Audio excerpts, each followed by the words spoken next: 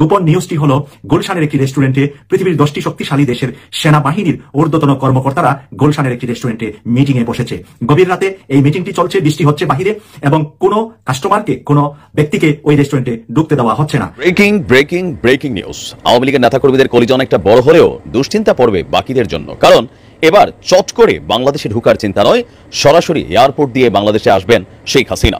শ্রোতা, হঠাৎ এটা কি সংবাদ পাওয়া গেল যে সেনাপ্রধান তিনি নাকি পদত্যাগ করেছেন? দর্শক শ্রোতা, সে বিষয়ে আমরা বিস্তারিত জানবো এবং এই দিকে আবারও প্রধানমন্ত্রী হচ্ছেন শেখ হাসিনাই। কি হতে যাচ্ছে, দেশের কি হবে আগামীতে এবং বর্তমান যে পরিস্থিতি চলছে তা নিয়ে অনেক আপডেট উঠে এসেছে, যার কারণে সম্পূর্ণ ভিডিওটা না টেনে দেখতে চেষ্টা করবেন। তো কথা না বাড়িয়ে চলুন আমরা ভিডিও মূল আলোচনায় চলে যাই। ভিডিও মূল আলোচনায় চলে যাওয়ার আগে আপনার কাছে আমার ছোট করে একটু অনুরোধ, আপনি প্রত্যেক মুহূর্তের আপডেট পেতে চাইলে অবশ্যই চ্যানেলটি সাবস্ক্রাইব করে দিবেন এবং পাশে থাকা বেল আইকনটি ক্লিক করে দিবেন, তাহলে প্রত্যেক মুহূর্তের আপডেটগুলো সবার আগে পৌঁছাবে আপনার কাছে। তো সব কথা না বাড়িয়ে চলুন আমরা আসলে ঘটনাটি তাহলে বিস্তারিত দেখে আসি। Breaking news. আওয়ামী লীগের নেতাকর্মীদের কলিজা অনেকটা বড় হলেও দুশ্চিন্তা পড়বে বাকিদের জন্য। কারণ এবার চট করে বাংলাদেশে ঢোকার চিন্তা নয়, সরাসরি এয়ারপোর্ট দিয়ে বাংলাদেশে আসবেন শেখ হাসিনা। এমনকি বাংলাদেশে আসার পর তার বিরুদ্ধে যে 200টি মামলা হয়েছে, প্রায় 170টি হত্যা মামলা, আরো অনেক মামলা, দুর্নীতি সহ বিভিন্ন, প্রত্যেকটা মামলাকে ফেস করে জেল খাটার জন্য বা আইনের মুখোমুখি হওয়ার জন্য মোটামুটি প্রস্তুতি নিয়ে ফেলেছেন মানসিকভাবে শেখ হাসিনা।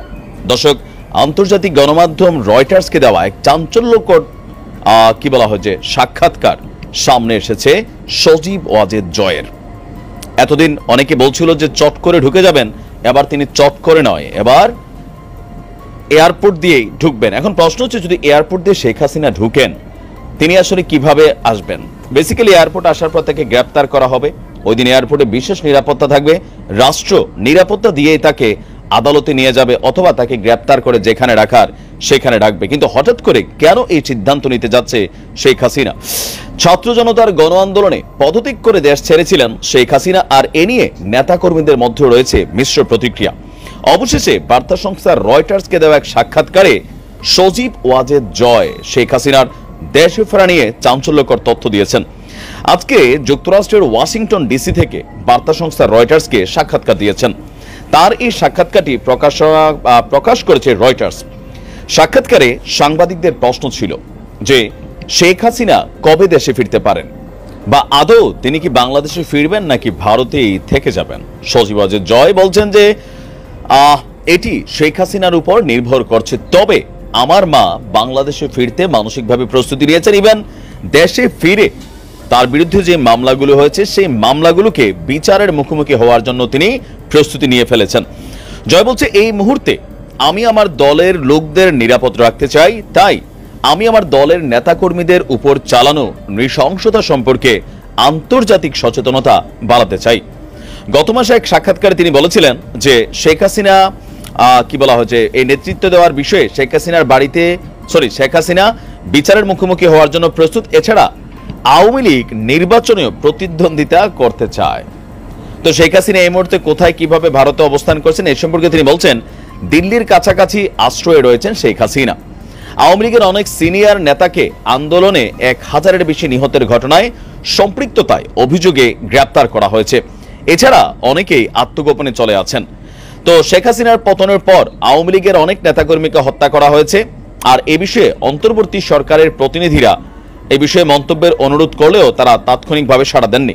এখন প্রশ্ন হচ্ছে যে শেখ হাসিনার যে আসার ইস্যুতে আন্তর্জাতিক গণমাধ্যম রয়টার্সকে সজীব ওয়াজেদ যে বার্তা দিচ্ছেন, এটা আসলে কতটুকু সঠিক বা কতটুকু ভুয়া? যেহেতু রয়টার্সকে দেওয়া সাক্ষাৎকার, এখানে আমাদের দেশের গণমাধ্যম অন্যান্য দেশের গণমাধ্যমের মতন ভুলভাল খবর নিশ্চয়ই তারা ছাপাবেন না। তো যদি শেখ হাসিনা দেশে ফিরেন, প্রেক্ষাপটটা কেমন হবে? কেউ কেউ বলছেন যে তাকে দেশে ফিরলেই চট করে এটা করবেন সেটা করবেন, আসলে ওই সুযোগটা কিন্তু হবে না। তিনি যদি দেশে ফিরতে চান, স্বাভাবিকভাবেই এয়ারপোর্টে পাবলিক যদি ঘেরাও করে অথবা সামহাও যাই হোক, এখানে সরকারকে নিরাপত্তা দিতে হবে। এটা সরকার দেবেও। মনে রাখেন, শেখ হাসিনার বিরুদ্ধে যতগুলো মামলা হয়েছে আইনিভাবে বিচার হবে, ফাঁসি হইতে পারে, জেল হইতে পারে, যাবজ্জীবন হইতে পারে, বাট তাকে বাংলাদেশে প্রবেশ করতে চাইলে তিনি বাংলাদেশে প্রবেশ করতে পারবেন না। এই ধরনের আসলে তাকে আটকানোর সুযোগ নেই। এটাতে আবার ডক্টর ইউনূস সরকারের জন্য নেগেটিভিটি আসবে। তবে শেখ হাসিনা বাংলাদেশে আসলে শতভাগ তিনি গ্রেপ্তার হবেন। এখন শেখ হাসিনা যদি মনে করেন যে আমি বাংলাদেশে যাব, গ্রেপ্তারও হব, দলীয় কর্মকাণ্ড চালাবো, কারণ তিনি দেশে আসলে আওয়ামী লীগের যে বিশাল একটা ভোট ব্যাংক আছে অথবা ধরেন সাপোর্টার শ্রেণী যারা আত্মগোপনে চলে গেছে তারা কিন্তু সামনে চলে আসবে, তখন প্রেক্ষাপট পরিস্থিতিটা অনেকটা পরিবর্তিত হবে।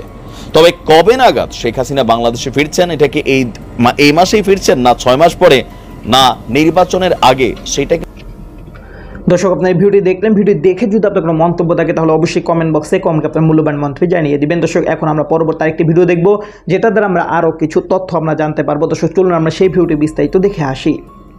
গোপন নিউজটি হলো গুলশানের একটি রেস্টুরেন্টে পৃথিবীর 10টি শক্তিশালী দেশের সেনাবাহিনীর ঊর্ধ্বতন কর্মকর্তারা গুলশানের একটি রেস্টুরেন্টে মিটিং এ বসেছে। গভীর রাতে এই মিটিংটি চলছে, বৃষ্টি হচ্ছে বাহিরে এবং কোনো কাস্টমারকে, কোনো ব্যক্তিকে ওই রেস্টুরেন্টে ঢুকতে দেওয়া হচ্ছে না। যতটুকু আমরা জানতে পেরেছি ওই রেস্টুরেন্টের মালিক হলেন বিএনপির কেন্দ্রীয় নেতা সাবেক মন্ত্রী ডক্টর মঈন খান। ডক্টর মঈন খানের গুলশানের যে বাড়িটি আছে ওনার বাড়ির বিপরীত রাস্তাতেই এই রেস্টুরেন্টটি, এবং সেই রেস্টুরেন্টের মালিকও আমরা যতটুকু জানতে পেরেছি বিএনপি নেতা ডক্টর মঈন খান। তাহলে ডক্টর মঈন খানের আমন্ত্রণে 10টি দেশের সেনাবাহিনীর ঊর্ধ্বতন কর্মকর্তারা ঢাকায় মিটিং এ বসেছে। আমি এই নিউজটি একটি গুরুত্বপূর্ণ জায়গা থেকে পেয়েছি, সেই গুরুত্বপূর্ণ জায়গাতে আপনারা চেক করলে নিউজটির সততা যাচাই করতে পারবেন। আর সততা আরো আমি কনফিডেন্টলি আপনাদের নেওয়ার জন্য তার একটা স্ক্রিনশটও দিচ্ছি। আমি পেয়েছি কালবেলা একটি গোপন ক্যামেরা দিয়ে এই ভিডিওটি করেছে। কালবেলার সেই গোপন ক্যামেরার ভিতরে আমরা রেস্টুরেন্টের ভিতরে মিটিংটি চলছে, মিটিং এ কি বিষয়ে আলোচনা হয়েছে, মিটিং এ যে সমস্ত দেশগুলোর নাম আসছে সেই দেশগুলোর নাম শুনলে আপনারা বলবেন ভাগ মহিষ সিংহ একই সাথে বসেছে। কে কে বসেছে আমরা শুনেছি, আমেরিকা আছে সেখানে, চায়না আছে সেখানে, ভারত আছে সেখানে, তুরস্ক আছে সেখানে, সেই রকম আরো 6টি দেশ, টোটাল 10টি দেশ। এখন যদি আপনি যেখানে আমেরিকা আছে, তুরস্ক আছে এবং ভারত আছে, চায়না আছে, এই 10টি দেশের সেনাবাহিনীর ঊর্ধ্বতন ব্যক্তিরা সেই মিটিং এ বসেছেন। আমি কালবেলার স্ক্রিনশটটি আপনাদেরকে এখানে দিচ্ছি এই কারণে যে আপনারা কালবেলায় ঢুকে এই নিউজটি নিশ্চয়ই পেয়ে যাবেন। আমি জাস্ট স্টার্টিং এই দেখলাম কালবেলায় কয়েক হাজার মানুষ এটা দেখে ফেলেছে, তাই এই নিউজটি যেহেতু একটা গোপন ক্যামেরায় কালবেলা তৈরি করেছেন আর সেই কালবেলার রেফারেন্সটাই আপনাদের সামনে দেওয়া আমার দায়িত্ব, কারণ উইদাউট রেফারেন্সে এই ধরনের গুরুত্বপূর্ণ প্রশাসন সেনাবাহিনী নিয়ে কথা বলা যায় না। তাই এটার অথেন্টিকতা আছে বলেই আমি আপনাদের সামনে তুলে এনেছি নিউজটি।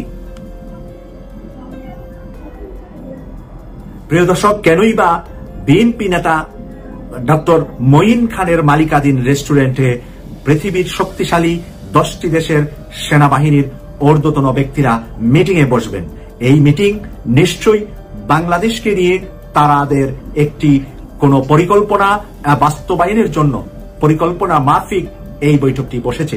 প্রিয় দর্শক, আমরা দেখছি যে আমেরিকার রাষ্ট্রদূত পিটার দেহাস 2 দিন আগে বাংলাদেশের গোয়েন্দা সংস্থার অফিস উনি পরিদর্শন করেছে, যেই গোয়েন্দা সংস্থাটির নাম নিয়ে বাংলাদেশে এই গোয়েন্দা সংস্থাটির যে প্রধান তাকে নিয়ে আমরা দেখেছি আমাদের সাংবাদিক ইলিয়াস ভাই একটা বিশাল রিপোর্ট করেছিলেন।